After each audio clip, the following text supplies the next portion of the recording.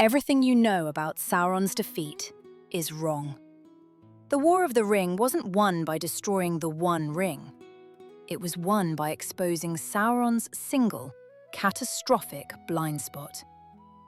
After his physical form was destroyed with the fall of Númenor, the Dark Lord was forced to rebuild from a spirit of pure malice. But this time, he crafted a plan so subtle, so insidious, that even the wise were fooled for centuries. His goal? To win everything without the ring ever leaving his fortress. To understand this, we must go back to the aftermath of his first defeat. When Isildur cut the ring from his hand, Sauron's spirit fled. But he wasn't idle. For over 1,000 years, he festered in the shadows, a shapeless dread in the ruins of his old fortress. His first move was to empower his greatest servant, the Witch King, to found the realm of Angmar and destroy the North Kingdom of Arnor.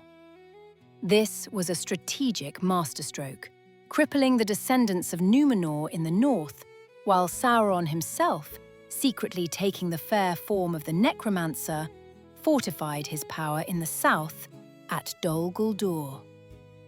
But here's where the conventional story falls apart. We're told Sauron's entire focus was on finding the One Ring. The truth is far more complex and far more terrifying. Sauron had a backup plan, a path to total victory that didn't require the ring at all. His strategy had two pillars. First, corrupt and control the minds of his enemies from within. Second, ensure that even if they found the ring, they would never dare use it against him. Let's dive deep. Look at his targets. He didn't just want to defeat Gondor, he sought to turn its guardians. Through the Palantir, he ensnared Saruman, the head of the White Council, twisting his wisdom into a desperate lust for power. This gave Sauron an agent inside the very fortress of his enemies. Then, he exploited the weakness of men. The dream he sent to Boromir wasn't just a call for help. It was a psychic lure, designed to guide a powerful, prideful man straight to the ring, knowing such a man would seek to use it, not destroy it. Even Faramir saw the danger, calling it a foul vision. Simultaneously, Sauron rebuilt his military machine to a scale unseen since the First Age. He didn't need the ring's full power to crush Gondor and Rohan with sheer, overwhelming force.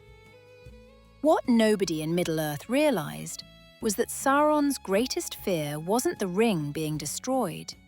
It was the ring being used by a powerful rival. This is the twist. Think about it. When Pippin looked into the Palantir, what did Sauron see? He saw a hobbit in the hands of Gandalf. His immediate, panicked conclusion? Saruman had failed. The ring had been found by the wise, and they were now preparing a new ring lord to challenge him. This is why he launched his assault on Minas Tirith prematurely. He wasn't just attacking a city, he was trying to crush his new rival before they could master the ring's power. This meant that Aragorn's decision to reveal himself through the Palantir was the single most brilliant military gambit of the age. By confronting Sauron directly, Aragorn didn't just show strength, he confirmed Sauron's deepest fear. He made the Dark Lord believe that Isildur's heir, a man of pure Númenorian blood, now possessed the One Ring and was coming for him. This forced Sauron's hand completely. He emptied Mordor of its troops, leaving the path to Mount Doom undefended, because in his mind, the real threat was now marching on the Black Gate with an army. And this brings us to the true climax, the moment of Sauron's ultimate psychological defeat. At the cracks of doom, When Frodo finally claimed the ring, Sauron's awareness snapped to Orodruin. In that instant, the full, horrifying truth crashed upon him. Not only did he not have the ring, but it wasn't with a mighty king or wizard. It was in the hands of a mere halfling, standing at the very heart of his power, a threat he had laughed at and dismissed for years. His entire perception of the war, his grand strategy built on corrupting the great and powerful, was a catastrophic error. The shock was absolute, a seismic blow to his will that preceded the physical destruction of the ring.